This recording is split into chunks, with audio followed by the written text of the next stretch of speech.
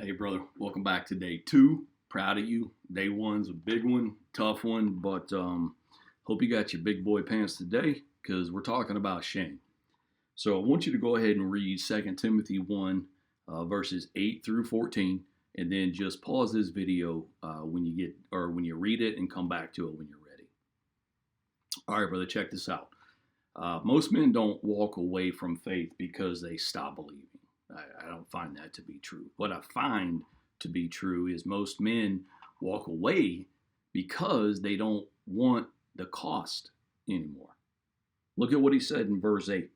He says, "Therefore, do not be ashamed." And this is the English Standard Version. I'm not sure what you're reading, but "Therefore, do not be ashamed of the testimony about our Lord, nor of me, his prisoner, but share in suffering for the gospel by the power of God."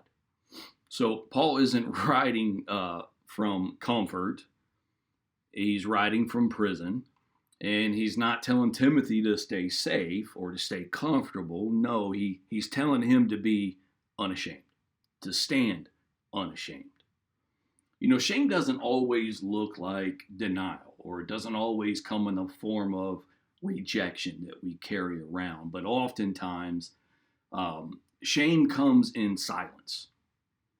Softening, it's a softening truth that you keep to yourself. It's avoiding hard obedience. It's not taking that simple step of faith that God's asking you to do, like go to your stand every morning and pray, or instead of listening to this music, spend a little time with me with some worship music. I'm just throwing some things out there. But it's also blending in so no one notices. And those things I just listed, those are things only you know and you notice.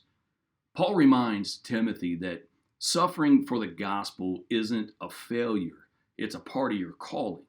And that's hard. Look at verse 12. He says, "Which is why I suffer as I do, but I am not ashamed, for I know whom I have believed, and I am convinced that he is able to guard until that day what has been entrusted to me."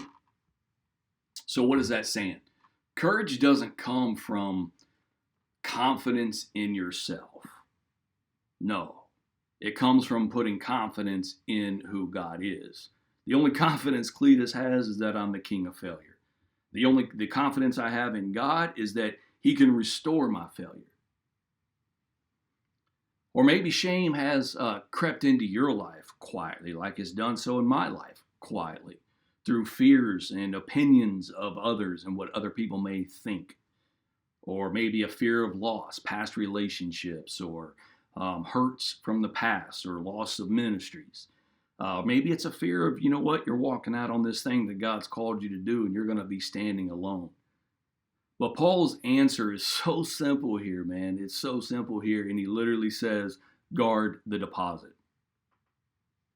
God gave it to you. It's a deposit from God. It's what God entrusted to you. It's a deposit upon the ministry, the calling, the gifting, the enabling, the equipping that God has given you for you. And that's what the stand looks like here, brother. It's resolve before pressure. No matter how much pressure I'm going to have today, I'm resolved that I'm not going to be ashamed of the gifts that God has given me. It's faithfulness before comfort.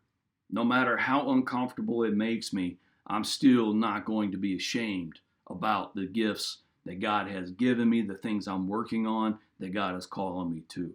That's what the stand is, brother. Come on, stand your ground today.